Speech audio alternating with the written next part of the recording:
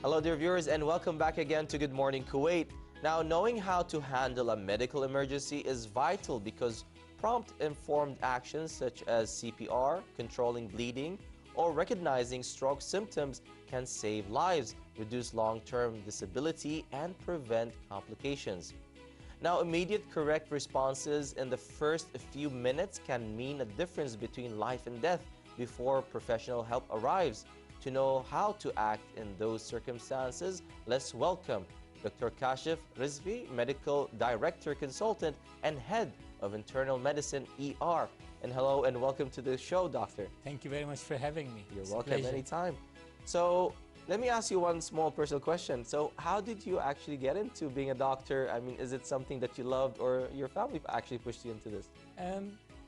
Being a doctor is like probably or arguably the best job in the world. Yes. And it's not really a structured job as such, it's a way of life. It's a vocation. It's something when you choose to do, you just become a doctor, a healer forever. So I just feel very privileged and honored to be one of the doctors. And I think that I chose and my parents chose a very good direction for my life. Very true and very well said. It is true. I mean, being a doctor is not something that you just go and medically help someone physically, but also mentally. I mean, you're the first person that ensures them that everything is okay and that everything will be better once we take the proper steps. Now, when we're talking about proper steps in the situation that we're in right now, how do we actually, what is the safest place during a missile or drone attack, in your opinion? First of all, you know, you need to compliment the state of Kuwait and its response because it's very calm and organized.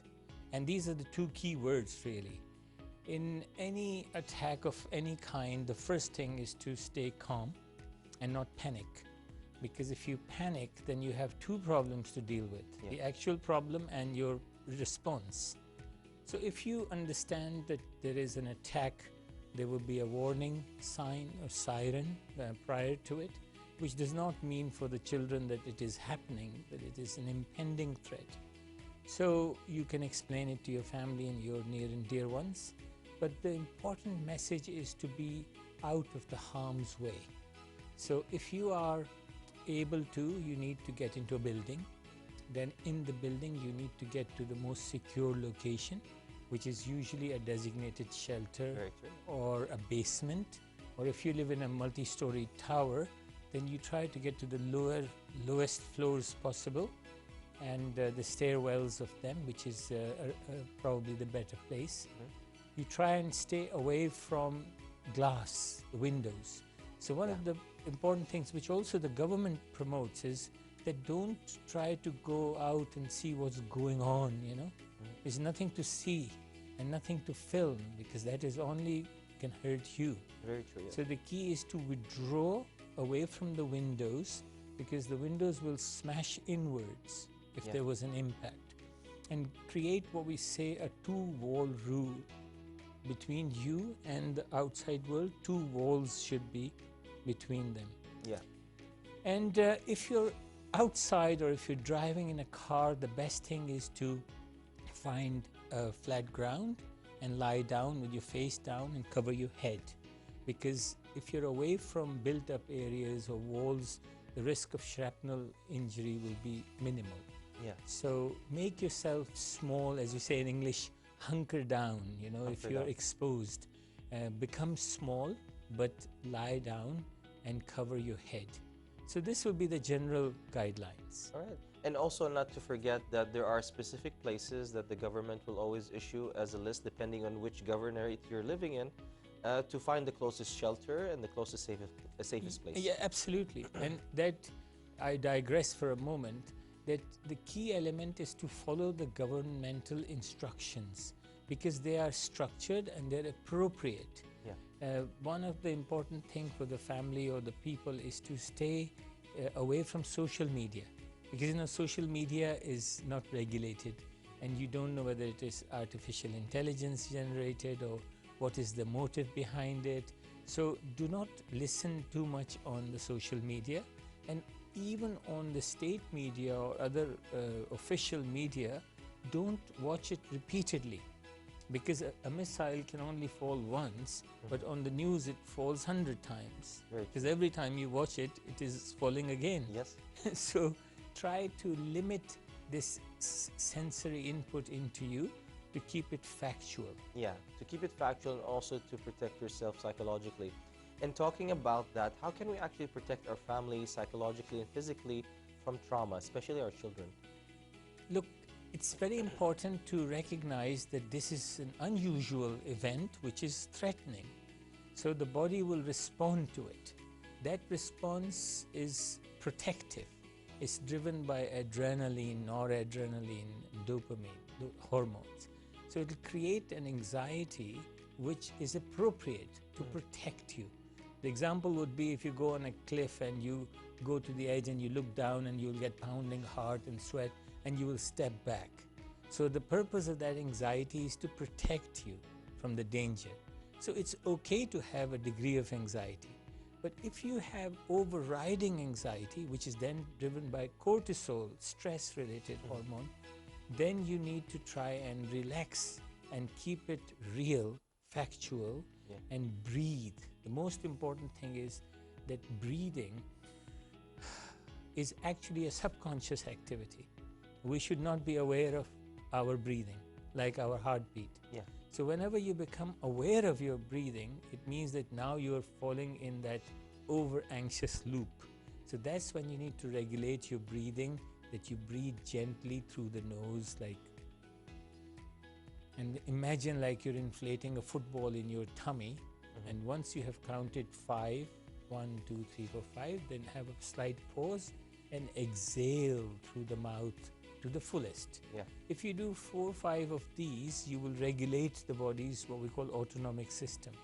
So you will protect against anticipatory anxiety, which means that if a siren came, nothing happened, and after that you can't sleep because you anticipate another siren. Yeah, which it's just basically you're pumping yourself with nervousness. Yes. You're just keep on, as you said, like the more that you put yourself into a sensory of what's happening around you, like as you said, like if one missile falls down, but there's hundreds are falling down in the TV, you're just feeding your sensory with more anxiety. And you know, the human brain by nature is hardwired for negativity.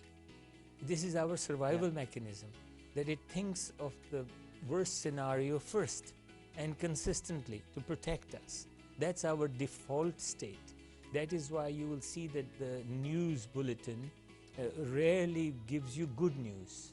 It always brings out the bad news, because that's the nature of the human mind. Of course. So you need to create solutions for your mind. It'll create scenarios for you. Like if you're driving a car and it thinks, what if a missile falls on it? But then it also will create an answer that the chances of that are very small. Yeah. So there is this chatter which will start in your mind.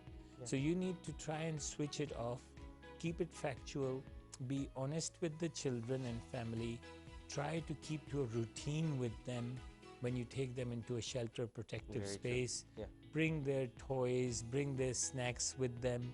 You know, even a little bit of candy at this time, because it's a trauma handling mechanism for kids, is not a bad thing. I'm not condoning, because I'm an endocrinologist as well. But I think the key thing is to not panic, and don't think that anxiety is your enemy, but don't go into what we call fright, flight, or fawn, 3F responses. Fright is that you get so scared that you can't function. Flight is that you run away in a random direction. And fawn is that you pause and become helpless, like a rabbit in the headlight situation. Yes. Well, talking about that, also, what do we do when it has to do with storing things in the house? What are the most essential things that we can store so that we also remove those 3F? I mean, it will help, actually. Yes, yes. I mean, in English, we say that if you fail to prepare, you prepare to fail. So preparation is very important, where you have water, number one, very important, the source of life, you know. Water, then food, which is starch like rice, flour, pasta, and then you have tea, coffee, milk, etc. for at least a week. But don't overdo it, because you need to think of other, it brings the communities together. You should not indulge in panic buying that you try and take everything yourself. So make a list of things inclusive of that food items and I just mentioned, plus a torch, a source of light, the chargers for your phone so you can remain connected, and your phone itself, and first aid kits, which essentially is simple things but put together, a supply of over-the-counter medication like painkillers, allergy medicines, diarrhea, vomiting medicines, replacement salts, etc. So there is governmental guidelines, everybody can search them up, but just keep it functional, because you don't want to create a big collection, a big panic. Yes, and that is the problem actually. When things like this happen, a big panic spreads, and it gets affected. It's as they say, it's like cancer. It just goes and it multiplies. And this is where we always advise our dear viewers to actually always to make sure of their factual news, and make sure that always to remember to follow the governmental rules and the governmental news. And if they say, for example, that there is enough ration, then there is enough ration. Then you don't need to actually stockpile on things and hoarding them while other people need them also. Absolutely, and that's how I started this conversation, that the state of Kuwait's preparedness has been very proportionate. It has protected the citizens and residents. It hasn't created mass panic or hysteria. The life literally continues in every strata of society. And the people who have organized it, we had a meeting the other day with His Excellency, the Health Minister. They have very good contingency plans, and nobody needs to panic. All governmental organizations talking to each other. So Kuwait's response is very commendable. All right. One last thing is that what advice would you give our dear viewers, especially those who have like diabetes or high blood pressure and so on, chronic diseases, especially in these times? What would you advise them in these undergoing times? That's a very good question. You should always stock up on your necessary medications for at least 2 weeks in advance, and especially for heart patients. And even if you were under stress and you get a heart attack, for example, like if you have severe tightening chest pain which radiates into your neck, and you have sweating and shortness of breath, again remain calm, because the hormones which creates anxiety also will make the situation worse. And you can chew an aspirin tablet, and if you have what we call a beta blocker, and then wait for the help when it can appropriately avoid. So it's dealing with an acute emergency versus life-threatening situation. So create the balance, sit yourself up and try to relax, and remember the breathing. The breathing holds the key to the regulation of the nervous system. Very true. All right. Thank you so much, Dr. Kashif, for being here with us in Good Morning Kuwait. It's been a pleasure meeting you and knowing you actually for the first time. And we're going to actually maybe meet up once in a while. Likewise. Sure. And I love being here, and I hope this situation, inshallah, will resolve very soon. It will. And everybody stays safe and well. Thank you very much. Very much. Thank you so much. And you too. We hope that you stay safe, you and your family, and we hope that everything goes well. And take care when you're at the hospital. Take care of the patients. Thank you very much, Doctor. So, Dr. Kashif Rizvi, Medical Director, Consultant, and Head of Internal Medicine ER. All right, dear viewers, how about this? We'll take a short break, and we'll be right back for more, so stay tuned.